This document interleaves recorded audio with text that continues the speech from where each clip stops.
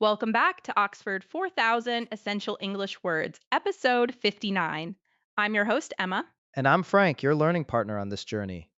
Emma, it feels like we just wrapped up our last episode, and here we are again. Time flies when you're having fun with words, doesn't it? It really does, Frank. I was just thinking about how our listeners are building their vocabulary week by week. It's an amazing process. Are you ready to dive into another set? Absolutely! I'm always curious to see what we've got. So, what's on the menu for today? All right, get ready. Today we'll be covering change, multiply, downstairs, gardener, there, scratch, question, sugar, apartment, and traveler. That's quite a mix. We've got everything from a sweet substance to a place to live, and even a person who loves to travel. This is going to be interesting. It sounds like a story waiting to be told. I'm glad you think so. Before we get into our deep dive, a quick reminder to all our wonderful listeners. If you're finding these episodes helpful, please don't forget to save like, subscribe, and share. And definitely hit that notification bell. That way, you won't miss out on any new words. Your support helps us create more polished episodes for all of you. Exactly. Now, let's start with our first word, change. As a verb, it means to make or become different. In Chinese, that's 改变.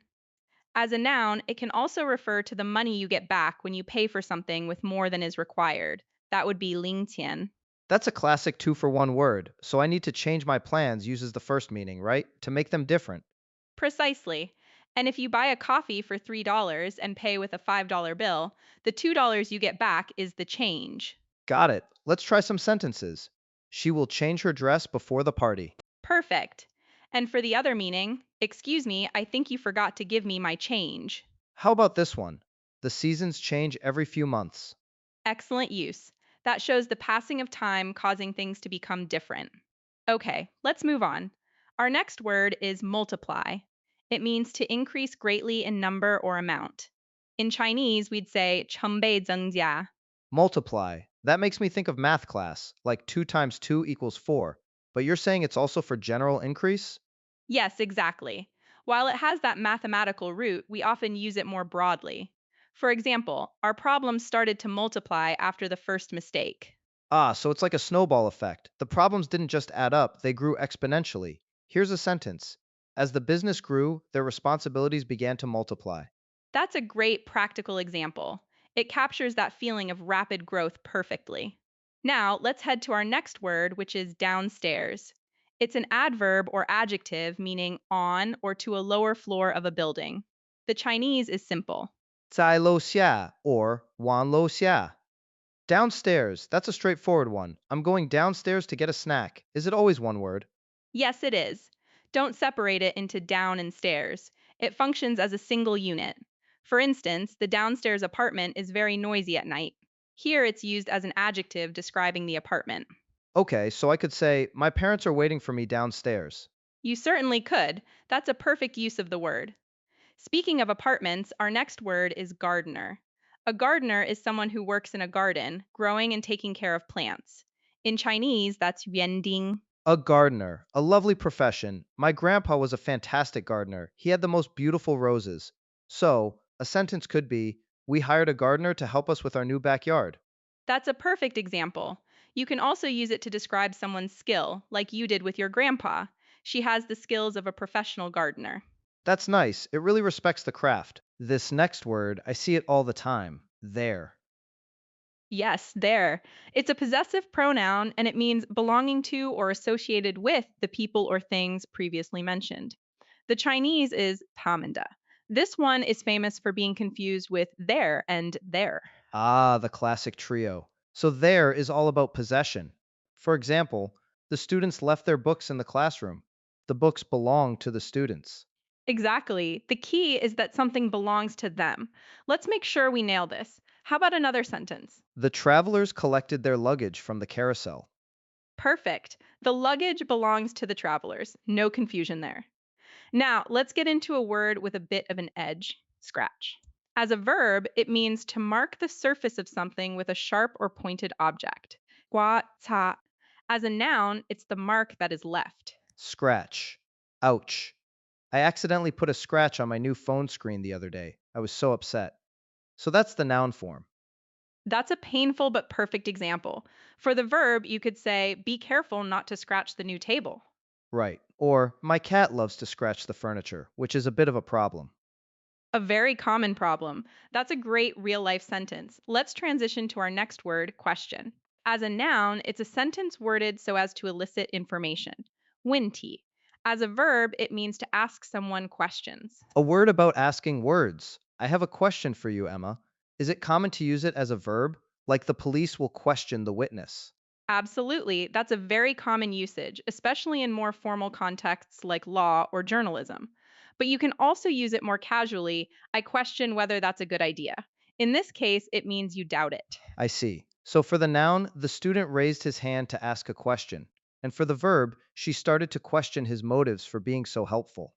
Both are spot on. You've captured the different nuances. Ready for something sweet? Our next word is sugar. It's a sweet crystalline substance obtained from various plants. The Chinese is tang. Sugar, can't live with it, can't live without it. I like a little bit of sugar in my coffee. That's a simple one. Simple and perfect. It's usually an uncountable noun, so we say a little sugar or some sugar, not a sugar. Unless you mean a sugar cube, of course. For example, could you pass me the sugar, please? Good point. You wouldn't say I need one sugar for my tea. You'd say one spoonful of sugar or one packet of sugar. Exactly right. Next up, a place to live. Apartment. It's a suite of rooms forming one residence, typically in a building containing a number of these. In Chinese, 公寓. My first home after college was a tiny apartment. So a sentence would be, they just moved into a new apartment downtown. That's the one. In British English, you'll often hear the word flat used to mean the same thing. But in American English, apartment is standard. The apartment building has a gym and a swimming pool. Flat. I've heard that, so it's good to know both. All right, we've arrived at our final word, traveler. A traveler is a person who is traveling or who often travels. In Chinese, it's 旅行者. Yes, and it comes from the verb travel.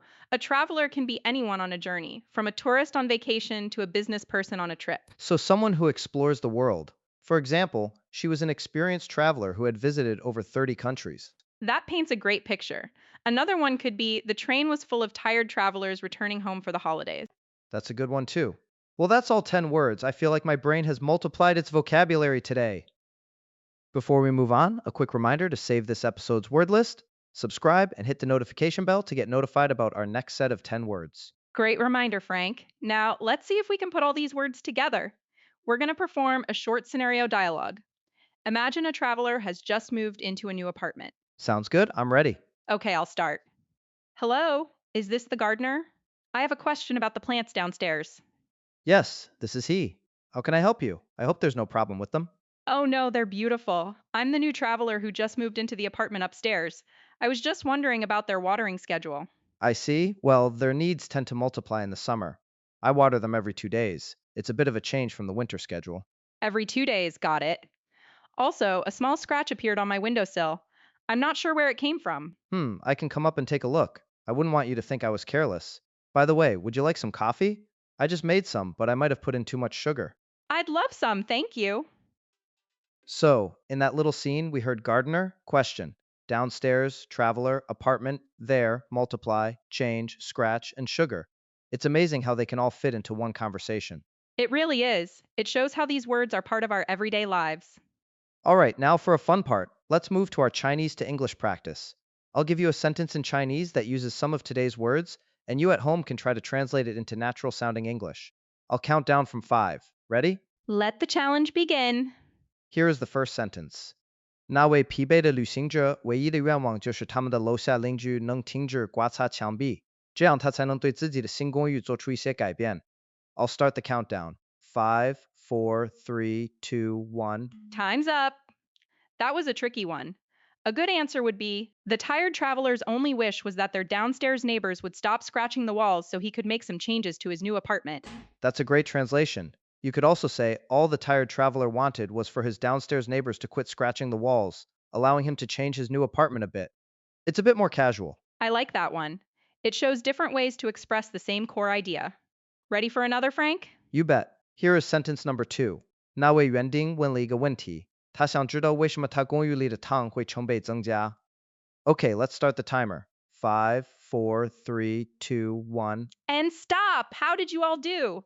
A solid translation is the gardener asked a question he wanted to know why the sugar in his apartment was multiplying. That's direct and clear.